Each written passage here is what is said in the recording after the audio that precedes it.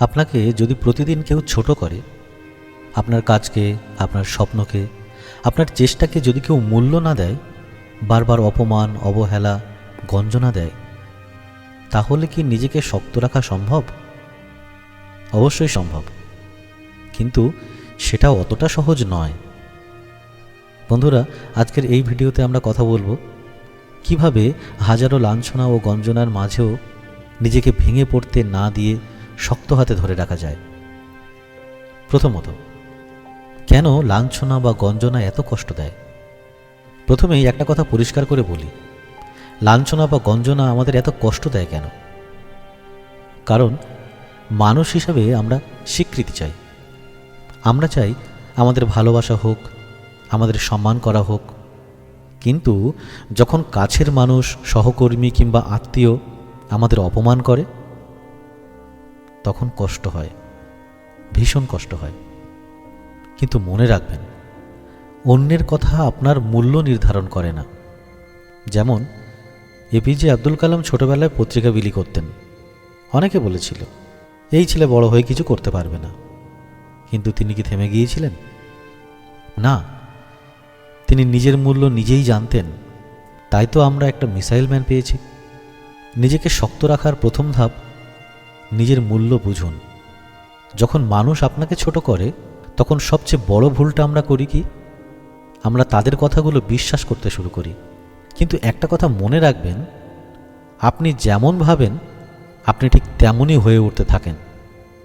Nelson Mandela 27 বছর জেলে ছিলেন, অপমান, অত্যাচার সবই সহ্য করেছেন, কিন্তু নিজের ভেতরের সম্মান তিনি হারাননি। কারণ তিনি জানতেন, আমি পরিস্থিতির শিকার নই, আমি আমার মানসিকতার মালিক। আপনিও তাই। অন্য কেউ আপনার সম্মান কেড়ে নিতে পারে না, যদি না আপনি নিজে সেটা ছেড়ে দেন। তৃতীয়ত, আবেগকে নিয়ন্ত্রণ করুন কয়েকটা কৌশলে। লাঞ্ছনার সময় রাগ হয়, কষ্ট হয়, চোখে জল অবধি চলে আসে, এগুলো স্বাভাবিক। কিন্তু তখন কি করবেন? প্রথমত, সঙ্গে সঙ্গে প্রতিক্রিয়া দেবেন না। রাগের মাথায় উত্তর দিলে পরিস্থিতি আরও খারাপ হয়। দ্বিতীয়ত, সময় নিন। নিজেকে বলুন, আমি এখন কিছু বলবো না, 5 মিনিট পরে সিদ্ধান্ত নেব। তৃতীয়ত, লিখে ফেলুন। যা শুনলেন, যা অনুভব করছেন, সব কাগজে লিখুন। কারণ মনোবিজ্ঞানীরা বলেন, লেখা আবেগকে হালকা করে। রবীন্দ্রনাথ ঠাকুর জীবনে অনেক অপমান, ব্যক্তিগত কষ্টকে কবিতায় রূপ দিয়েছিলেন। কষ্টকে শক্তিতে বদলে দেওয়ার এটাই এক বড় উদাহরণ। চতুর্থত, নিজেকে মানসিকভাবে শক্ত রাখুন। এবার আসি এর বাস্তব উপায়ে। প্রথমত, নিজের কাজ দিয়ে উত্তর দিন। তর্ক করে নয়, নিজের উন্নতি দিয়ে জবাব দিন। দ্বিতীয়ত, সীমা নির্ধারণ করুন। সব অপমান চুপচাপ সহ্য করাটা শক্ত হওয়া নয়, প্রয়োজনে স্পষ্টভাবে বলুন, এইভাবে কথা বলা আমি মেনে নিতে পারছি না। তৃতীয়ত, সঠিক সঙ্গ বেছে নিন। সবাই আপনার কাছের মানুষ নয়, আবার সব কাছের মানুষ আপনার হৃদয়ের মানুষ নয়।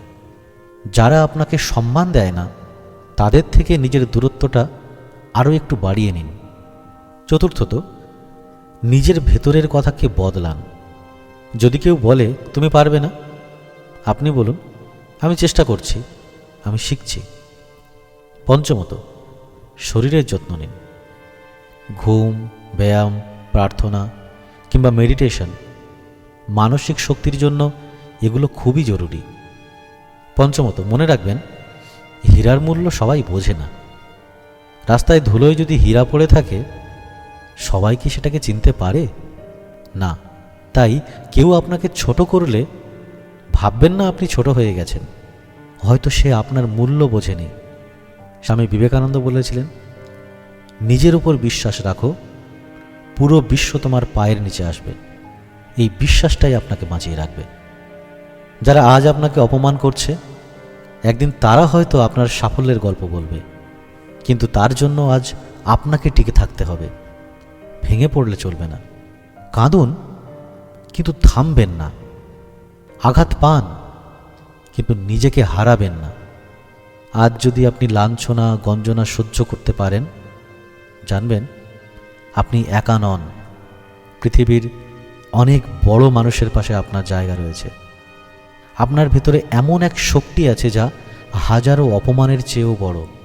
নিজেকে শক্ত হাতে ধরে রাখুন, কারণ আপনি মূল্যবান, আপনি গুরুত্বপূর্ণ, আপনিই যথেষ্ট। বন্ধুরা, আজকের ভিডিও এই পর্যন্ত। দেখা হবে আবার পরের কোনো ভিডিওতে। ততদিন সকলে ভালো থাকুন, সুস্থ থাকুন। ধন্যবাদ।